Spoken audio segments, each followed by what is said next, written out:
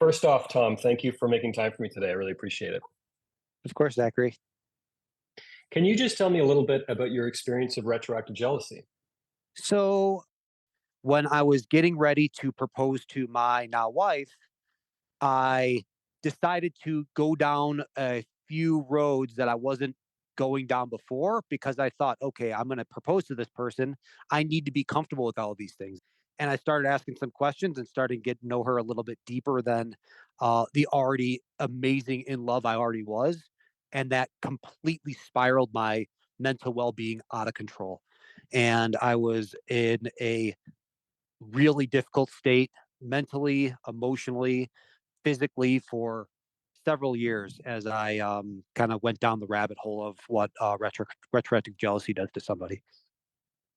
And what kind of things were you doing as a result of retroactive jealousy? Or was it just, the intrusive thoughts, mental movies, that kind of thing? A lot of that, a lot of ruminating. I became very reclusive, stayed at home a lot. I began using a lot of substances just to kind of keep my mind at bay. Eventually, I just kind of became very alone. Were you ever afraid that maybe you were going to lose your relationship as a result of retroactive jealousy? Absolutely. We got married overseas, and we were coming back to our home country to have a wedding celebration 6 months after our wedding.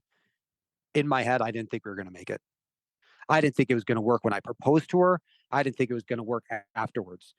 Well, Now, a few years later, and the reason I'm sharing my story is that we are as happy as could be. And a lot of that had to do with me growing up and me understanding how the mind works and what was happening to me at the time. yeah. Well, needless to say, I'm very happy to hear that.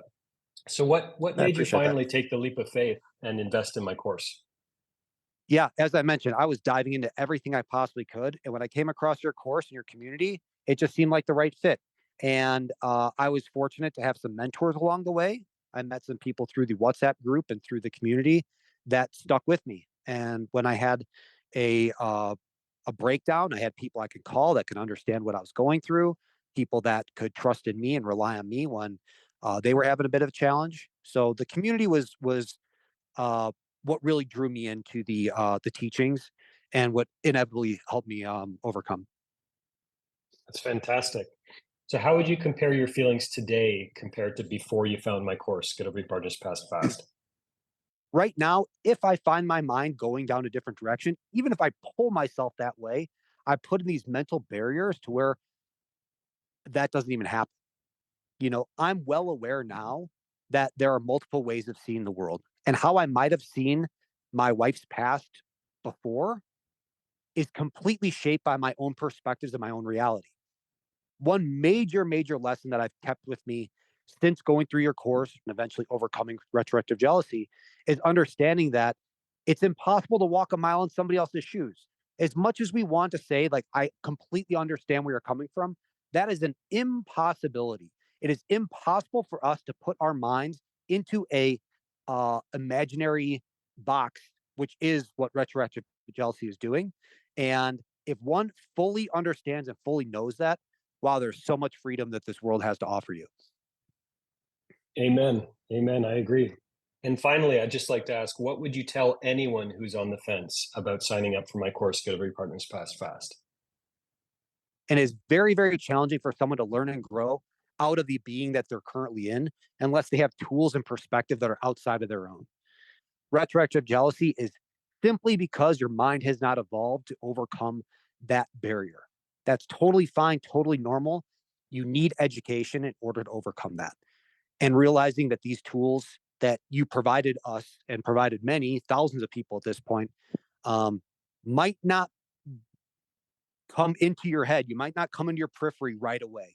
You might need to read it, hear it, evolve through it, and over time you'll say, "Ah, Zachary, he knew what he was talking about." So if you're on the fence, yeah, I get it. You might be denying your feelings, might be denying the thoughts that you're having, might be denying the situation that you're currently in.